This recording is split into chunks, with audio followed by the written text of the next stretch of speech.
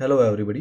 तो आज की इस क्लास के अंदर जो हमें डिस्कस करना है वो अप्लाइड फिजिक्स फर्स्ट की जो क्लासेस चल रही हैं उसमें सार्थक अंक का जो टॉपिक है सिग्निफिकेंट फिगर, वो इसको हम पूरा इस क्लास को हिंदी में आज डिस्कस करेंगे। और ये जो अप्लाइड फिजिक्स फर्स्ट है उसकी जो पार्ट 4 एक तरीके से है। इससे पहले 3 पार्ट हम अप्लाइड फिजिक्स फर्स्ट के डिस्कस कर चुके हैं और ये पार्ट 4 है। पार्ट 4 के अंदर सिग्निफिकेंट फिगर को समझते हैं और सिग्निफिकेंट फिगर कैसे कैलकुलेट करते हैं और ये क्या होती है, और इसके बाद राउंडिंग ऑफ क्या होता है, और फिर हम देखेंगे कि जोड़ने में या घटाने में राउंडिंग ऑफ हम कैसे करते हैं, गुना या भाग में राउंडिंग ऑफ कैसे करते हैं, और उस पर न्यूमेरिकल क्वेश्चंस कैसे आने की संभावना होती है एग्जाम के अंदर, वो डिस्कस करेंगे। चलिए डिस्कस करते हैं राउंडिंग ऑफ या सॉरी सिग्निफिकेंट फिगर। तो सिग्निफिकेंट फिगर जैसे कि हम यहाँ पर देख रहे हैं, इसकी जो डेफिनेशन है वो इस प्रकार देंगे। किसी भौतिक राशि, यहाँ पर राशि भी लिखेंगे, किसी भौतिक राशि की माप में विश्वसनीय संख्याओं प्लस प्रथम अनिश्चित संख्या की जो भी उसमें संख्याएं होती हैं को हम सार्थक अंक कहते हैं। तो कोई भी भौतिक राशि की अगर हम माप लें तो उसमें कुछ विश्वसनीय संख्याएं होती हैं और एक प्रथम अनिश्चित संख्या होती है, उन्हीं के योग को ही हम सार्थक अंक कहते हैं। जैसे मान लेते हैं कि 1.5, तो यहाँ पर जो 1 है ये तो एक विश्वसनीय संख्या है और जो 5 है वो अनिश्चित संख्या होती है। तो इन दोनों के योग को ही हम एक तरीके से यहाँ पर हम सार्थक अंक कहते हैं। और जबकि इसी प्लेट की मोटाई को अगर हम स्क्रू गेज से नापें तो मान लेते हैं 1.56 आता है, तो फिर 1.56 mm आता है। तो इसमें 1 और 5 ये तो विश्वसनीय संख्याएं होंगी और जो 6 होगा यहाँ पर, जो 6 होगा, वो एक तरीके से यहाँ पर अनिश्चित संख्या होगी। तो इस तरह से इसमें सार्थक अंक 3 होंगे। ये इसके बाद सार्थक अंक ज्ञात करने के कुछ नियम हैं। आइए हम उस नियम को भी देखते हैं कि वे क्या क्या नियम यहाँ पर होते हैं। पहला नियम, अगर कोई संख्या दी है, किसी माप में सभी अशून्य अंक नॉन जीरो नंबर सार्थक अंक होते हैं। जैसे 1.1374 मिलीमीटर में 4 सार्थक अंक है क्योंकि सभी नॉन जीरो हैं। ये भी 1 भी 3 भी 4 भी 7 भी 4 भी सारे के सारे एक तरीके से नॉन सिग्निफिकेंट फिगर, या जो हम कहते हैं जो सिग्निफिकेंट फिगर यहाँ पर होंगे। तो इसमें 4 सार्थक अंक इस प्रकार होंगे।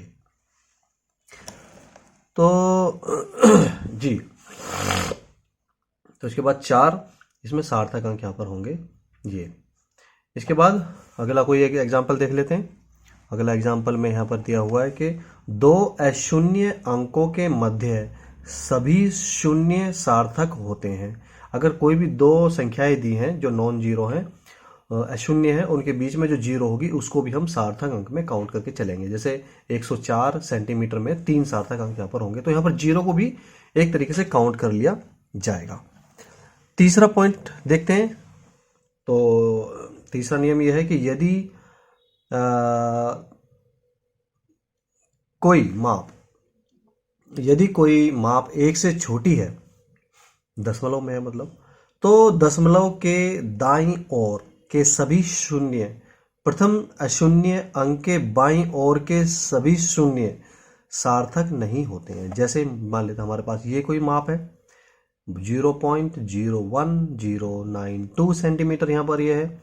तो इस दशमलव के इधर को अगर हम चलें तो ये जो जीरो है और यहाँ पर नॉन जीरो से पहले वाला जो ये है, ये जीरो सार्थक अंक में काउंट नहीं होता है। इसलिए इस वाली संख्या में जो सार्थक अंक होंगे वो केवल ये 1 होगा और ये 0 होगा और ये 9 होगा और ये 2 होगा। केवल यहां से ये 4 सार्थक अंक इसके अंदर होते हैं। आइए नेक्स्ट जो इसका नियम है उसको हम समझ लेते हैं। नेक्स्ट नियम में यहाँ पर क्या दिया हुआ है। नेक्स्ट नियम के अंदर यह है कि बिना दशमलव वाली संख्या में अंत के सभी शून्य सार्थक नहीं होते हैं। जैसे 120 किलोमीटर है, तो यहाँ पर 1 और 2, जो लास्ट में ये जो 0 आ रहा है, इसको सार्थक अंक में काउंट नहीं करते हैं। मान लेते हैं कि इसको किलोमीटर में लिखा, इसको मीटर में कर देते हैं, तो मीटर में क्या आएगा, 1 2 और यहाँ पर 0 0 0 0, 1000 से इसमें गुना करनी पड़ेगी, तो इतना मीटर में आ जाएगा। तो बाद की जो 0 है, इनको हम यहाँ पर सार्थक अंक में काउंट नहीं करेंगे, केवल इसमें 2 सार्थक अंक यहाँ पर होंगे। तो ये इस तरह से हम यहाँ पर सार्थक अंक की पहचान कर सकते हैं। आइए आगे बढ़ते हैं। आगे 5वां नियम क्या है, दशमलव वाली संख्या में दशमलव के बाद के सभी शून्य सार्थक होते हैं। जैसे ये वाला है, मान लिया यहाँ पर 25.020 में 5 सार्थक अंक होंगे। यहाँ पर हमने ये कहा कि दशमलव वाली संख्या के बाद के सभी शून्य, दशमलव अगर ये वाला है और ये 1 से बड़ी है संख्या, 1 से छोटी नहीं है, तो यहाँ पर जो दशमलव के बाद के ये 0 होगा या ये 0 होगा, ये भी सब सार्थक अंक में काउंट किए जाएंगे। तो इस प्रकार 1 2 3 4 5, यहाँ पर 5 सार्थक अंक यहाँ पर होंगे। चलिए 6वां नियम देख लेते हैं। ऐसी संख्या जिसमें 10 की घात सम्मिलित होती है, तो उसमें 10 तथा उसकी घात सार्थक नहीं होते हैं।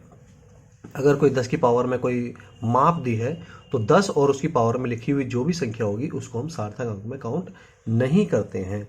जैसे प्रकाश की अगर चाल की बात करें, तो वो 3.0 10 की घात 8 मीटर प्रति सेकंड होती है, और इसमें हम ये जो 8 है और ये 10 है, इसको सार्थक अंक में काउंट नहीं करते, बल्कि क्या होंगे सार्थक अंक, इसमें 2 सार्थक अंक यहाँ पर होते हैं। अगला नियम देखते हैं, जो 7वां इसमें नियम है, और 7वें नियम में है, यदि किसी संख्या को विभिन्न मात्रकों में प्रदर्शित किया जाता है, तब भी संख्या में सार्थक अंकों की संख्या अपरिवर्तित रहती है। अगर हम उनकी मात्रक को चेंज करते हैं, जैसे 10.38 किलोमीटर को मीटर में अगर हम चेंज करें तो वो ये आएगा, सेंटीमीटर में चेंज करें तो ये आएगा, मिलीमीटर में चेंज करें तो ये आएगा। लेकिन इसमें जो सार्थक अंक होंगे, वो यहाँ पर अगर हम देख रहे हैं, जो सार्थक अंक होंगे वो 1 2 3 4 जो है, वो 4 ही इसमें सार्थक अंक होंगे। ये वाली जो बाद की 0 है, ये वाली, ये यहाँ पर काउंट नहीं होंगी एक तरीके से। तो ये चीज हो गई। इसके बाद देखते हैं कि जो जोड़ने और घटाने में सार्थक अंक होते हैं, वो कैसे होते हैं।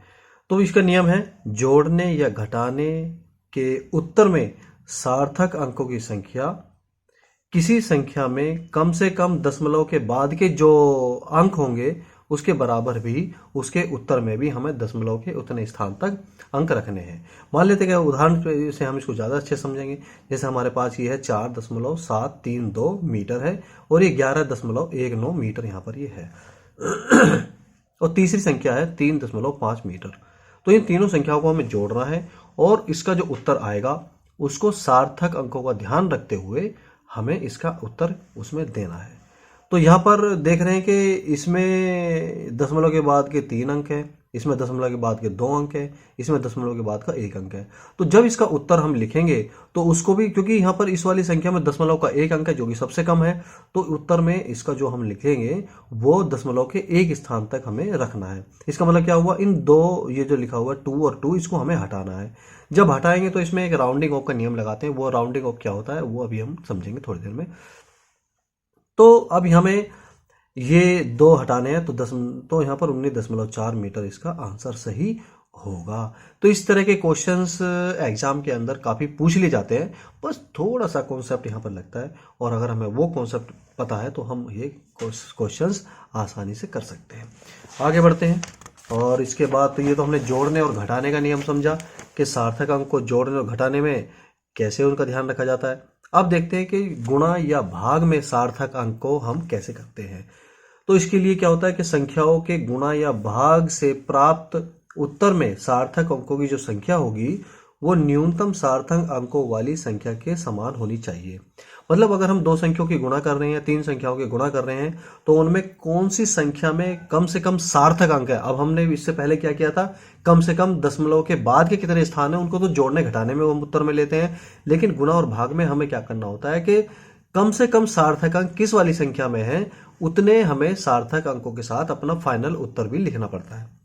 तो इसमें सार्थक अंक का ध्यान रखेंगे। माना कि आयत की लंबाई 2.52 मीटर तथा चौड़ाई 1.6 मीटर है, तब आयत का जो क्षेत्रफल होगा वो ये होगा, इन दोनों के हम गुणा कर देंगे, 2.52 और गुणा 1.6, तो ये आंसर निकल के यहाँ से आता है 4.032 मीटर का स्क्वायर।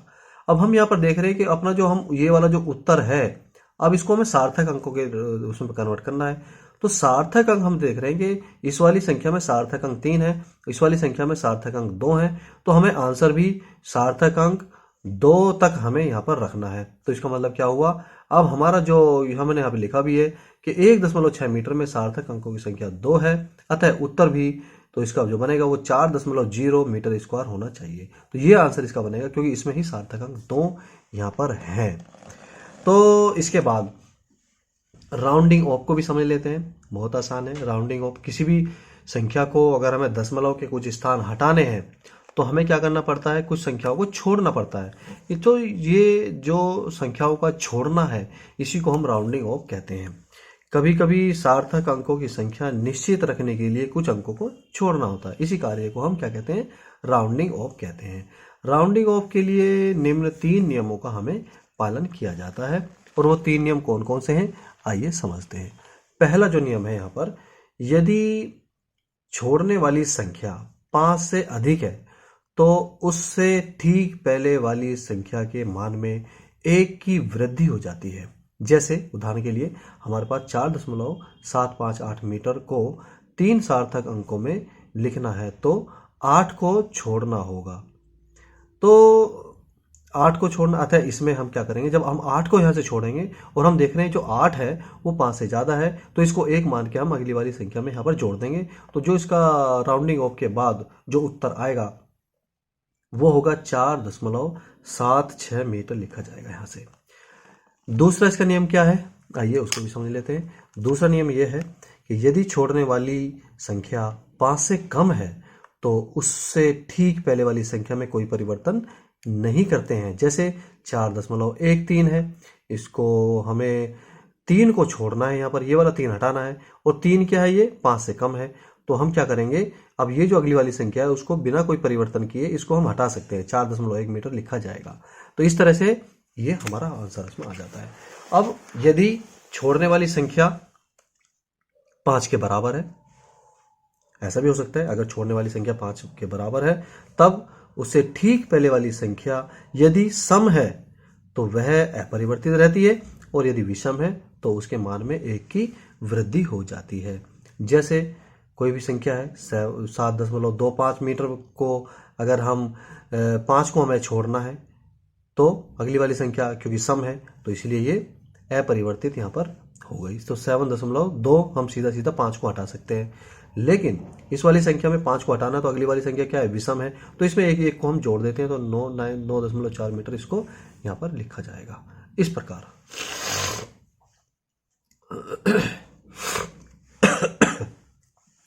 अब इस पे आधारित कुछ क्वेश्चन है, ये एग्जाम के अंदर पूछे भी जाते हैं, इस तरह के क्वेश्चंस 1 नंबर में पूछ लिया जाएगा। जैसे यहाँ पर मैंने क्वेश्चन लिखा है, निम्न भौतिक राशियों की माप में सार्थक अंक लिखो। तो ये कुछ भौतिक राशियों की माप है, उनमें कितने कितने सार्थक अंक होंगे आइए हम उसको देखते हैं। जैसे ये है 241 मीटर बटे सेकेंड, तो ये वेग की माप है, तो इसमें कितने सार्थक अंक होंगे, तो 1 2 3, इसमें 3 सार्थक अंक होंगे।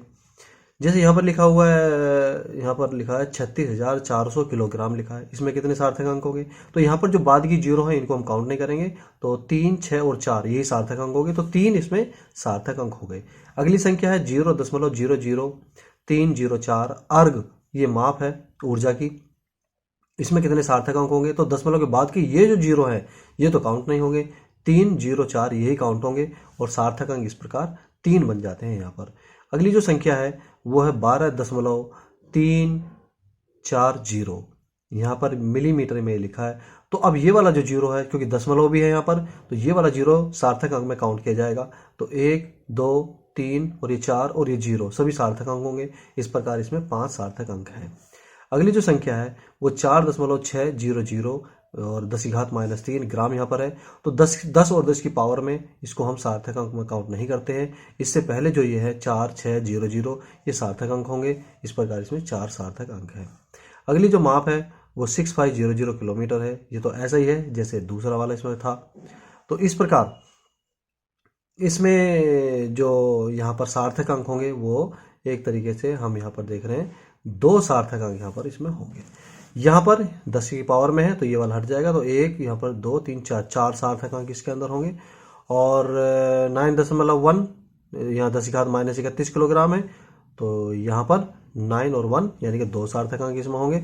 अगला 3.0 10⁸ तो यहाँ पर 3.0 यानी कि यहाँ पर 2 सार्थक अंक होंगे। और इस वाली संख्या में 0.019 एम्पियर है। तो इसमें कितने अंक होंगे? तो ये 1 और 9 ही यानी कि 2 सार्थक अंक इसके अंदर होते हैं। तो एक और क्वेश्चन समझ लेते हैं। जैसे ये है, निम्नलिखित सूत्र में सार्थक अंकों को ध्यान में रखते हुए x का मान ज्ञात कीजिए। तो अब हमें इसको हल करना है और इसमें सार्थक अंकों को ध्यान रखना है। अब हम देख रहे हैं पहले ये और ये और ये 3 संख्याएं आपस में क्या हो रही है, या तो जुड़ रही है या घट रही है। तो जोड़ने या घटाने में जो सार्थक अंक होंगे, जब हम इनको हल करेंगे और इसका जो जोड़ने घटाने वाला जो आंसर आएगा उसमें जो सार्थक अंकों की संख्या होगी, या हम कहेंगे उसमें जो दशमलव के जो स्थान होंगे, वो इसमें से जिस संख्या के दशमलव के स्थान कम है, जैसे ये 2.9 है तो इसमें दशमलव का 1 स्थान है, यहाँ पर दशमलव के 3 स्थान है, यहाँ पर दशमलव के 2 स्थान है। तो इसके उत्तर में भी हम दशमलव का 1 स्थान लेके चलेंगे। जैसे यहाँ पर ये आया तो ये जो हल आएगा तो ये तो आएगा 3.785 और गुना में यहाँ 0.5 और यहाँ पर तो ये है ही नीचे ऐसे कैसे ही। तो इसको हमें राउंडिंग ऑफ यहाँ पर करना पड़ेगा, यानी कि हमें दशमलव का 1 स्थान तक रखना है। तो ये 8 को हमें हटाना पड़ेगा। और जब 8 क्योंकि 5 से ज़्यादा है तो इसको 1 मान के इसमें ऐड करेंगे तो 3.8 यहाँ से आ जाता है। और ये 0.5 और ये अब या तो इसमें गुना हो रही है या भाग हो रही है। जब इसको हम हल करेंगे तो कुछ इस तरह से 0.16 इसका निकल के आता है। लेकिन अब हमें इसमें देखने हैं कि यहाँ पर इसको सार्थक अंक का ध्यान में रखना है। तो सार्थक अंक इसमें कितने कैसे डिसाइड करेंगे वो हम देखेंगे कि यहाँ पर जिस संख्या में जितने सार्थक अंक कम से कम होंगे उतने हम उत्तर में रखेंगे।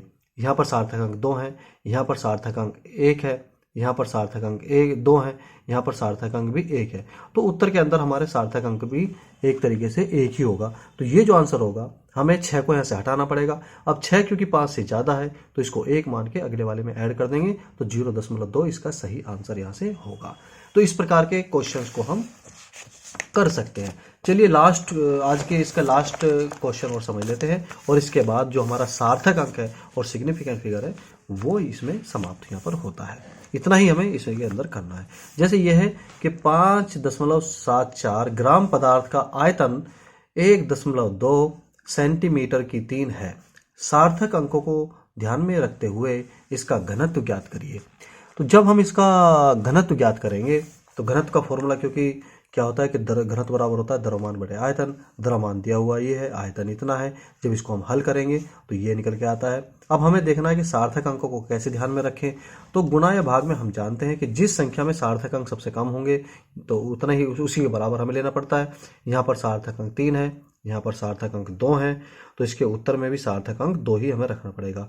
तो 2 कब आएंगे? इसका मतलब यह है कि 8 और ये 3 इनको हमें हटाना पड़ेगा, यानी कि 8 को हटाना पड़ेगा। जब 8 क्योंकि 5 से ज़्यादा है तो इसमें इसको 1 मान के अगले वाले में हम ऐड कर देंगे। तो 2 सार्थक अंक तब होंगे जब इसको 4.8 यहाँ पर लिखा जाएगा। तो ये इसका आंसर होगा। इस प्रकार सार्थक अंक और जो हमारे राउंडिंग ऑफ है नियम है वो इसमें हमें इतना करना है। एग्जाम के अंदर 1 या 2 नंबर का हमें इसके अंदर से जरूर देखने को मिल जाता है। तो ये टॉपिक जरूर करें, बहुत आसान होते हैं, ज़्यादा इसमें एफर्ट नहीं करने पड़ते हैं और मार्क्स भी इजी होते हैं गेन करने। तो आज की क्लास के अंदर हम इतना रखेंगे। अगली क्लास जो होगी अप्लाइड फिजिक्स फर्स्ट की पॉलिटेक्निक डिप्लोमा की जो ये है उसका अगला जो चैप्टर होगा वो हम डिस्कस करेंगे। वो पार्ट हम 5 में डिस्कस करेंगे। तो आज इतना रखते हैं। Thank you, bye bye.